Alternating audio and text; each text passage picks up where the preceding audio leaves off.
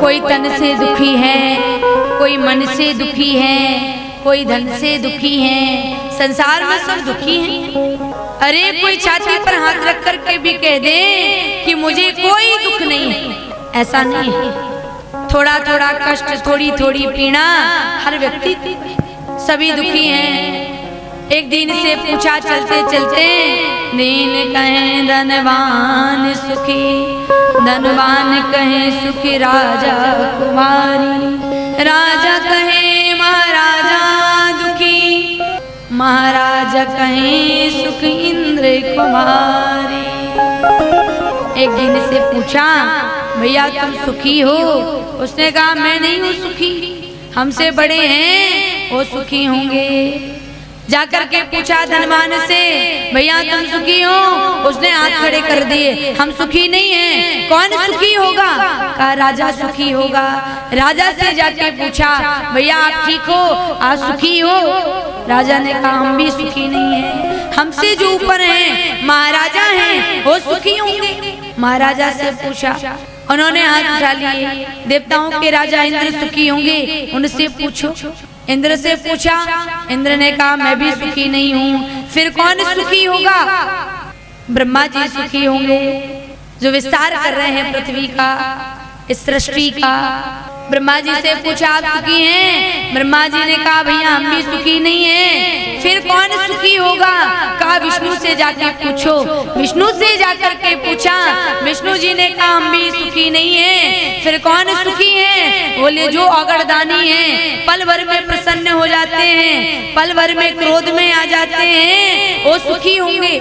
भोलेनाथ के पास पहुंच गए, वहां जाकर के पूछा आप सुखी हैं? भोलेनाथ ने कहा हम भी सुखी नहीं हैं। तुलसीदास जी महाराज चिंतन कर रहे थे, दीन सुखी नहीं है, धनवान सुखी नहीं है, राजा सुखी नहीं है, महाराजा सुखी नहीं है, ब्रह्मा सुखी नहीं है, विष्णु सुखी नहीं है, शंकर सुखी नहीं है, तो फिर कौन सुखी होगा?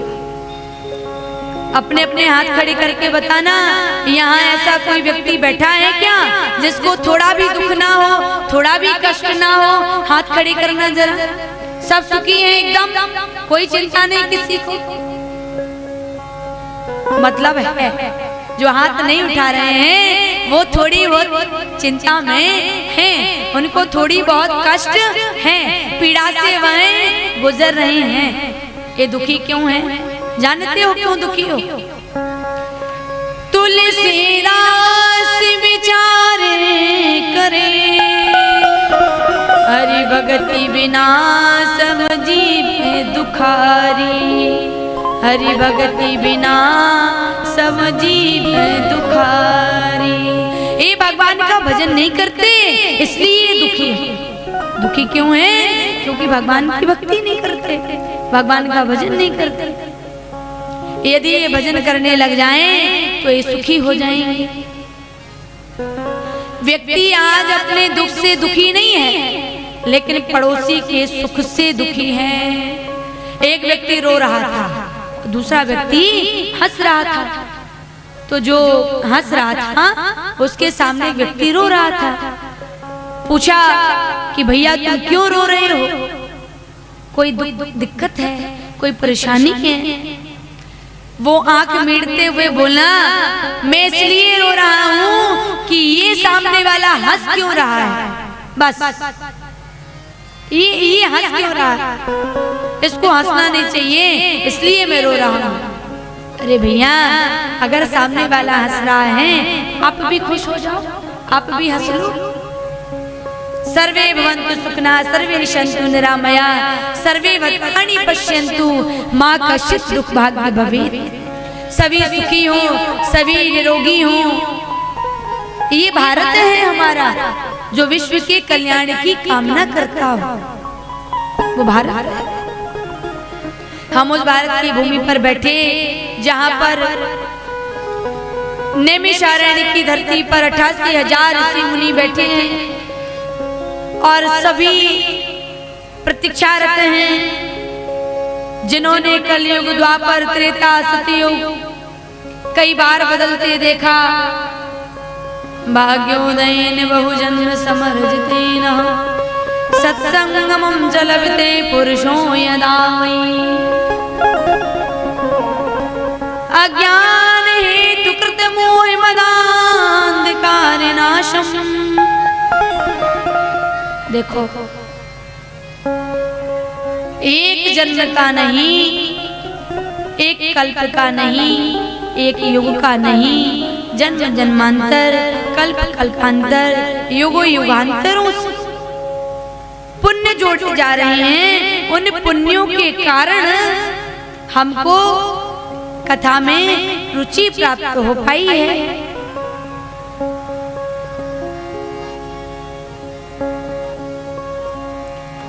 ना जाने कितने सत्कर्म किए होंगे, कितने पूर्वार्ध, तब जाकर के हमारा मन, हमारी रुचि कथा में उत्पन्न हो पाई है।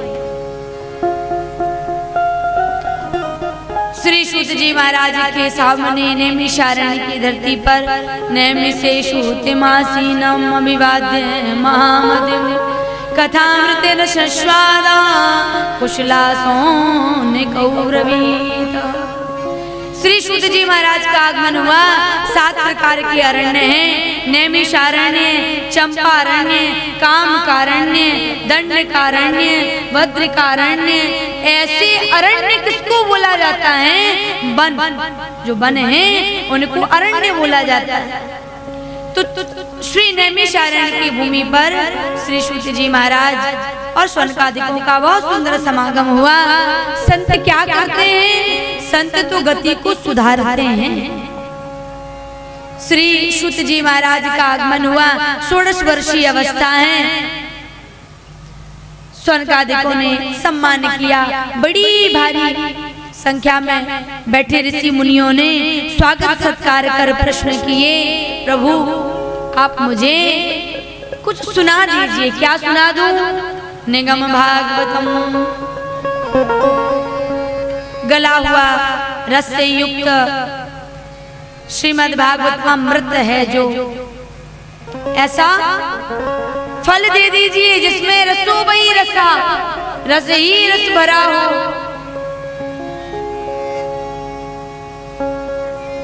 निगम कल्प तरोर गलकम फलम सुख मुखादमृत द्रव्य संयुतम पिबत भागवतम रसमालयम मोरहो रसिका भुवि भावुका। श्री सूत जी महाराज का जब स्वागत किया, सत्कार किया, तो श्री सूत जी ने कहा मेरी उम्र छोटी है, मैं 16 वर्ष का हूँ, आपकी आयु बड़ी लंबी है, आप मेरा स्वागत मत करिए, सत्कार मत करिए, पूछ लीजिए आपको पूछना क्या है, सुनना क्या है, चाहिए क्या है। संतों के मध्य जाएं तो ये ना हम मांगे कि हमारे यहाँ आमदनी कैसे आएगी, फैक्ट्रियां कैसे चलेंगी, बहू की बेटा होगा कि बेटी होगी। घर में बैठ करके प्रेम पूर्वक व्यवहार करिए, शांति को बना करके रखिए। हमें ऐसे प्रश्न ना करें जिसमें हमारा समय नष्ट हो। पूछना है, जिज्ञासा करनी है तो भगवान के चरित्र को सुनने के विषय में पूछ लीजिए। अच्छा, एक और बात बताऊं, ये नहीं हमें कहना पड़ता है,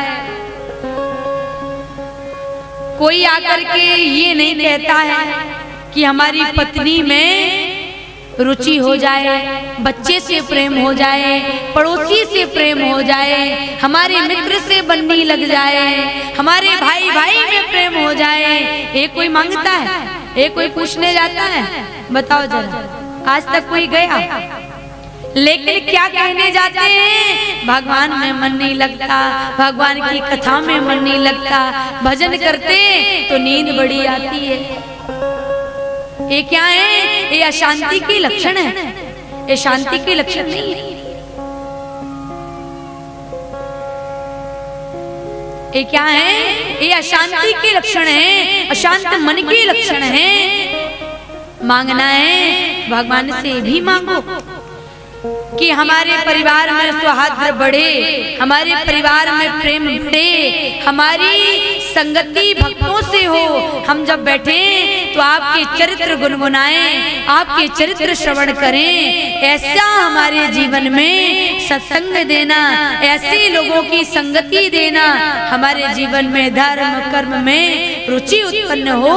ऐसी हमें कोई अनुक्रमणिका बता दीजिए। कोई मांग करता है, ऐसी मांग करिए। जीवन में संग सर्वात मना त्याज्या, संग को त्यागने की कोशिश करिए। अच्छे लोगों का संग करेंगे तो उनके जीवन के सद्गुण आएंगे, और बुरे लोगों का संग करेंगे तो उनके जीवन के दुर्गुण आएंगे।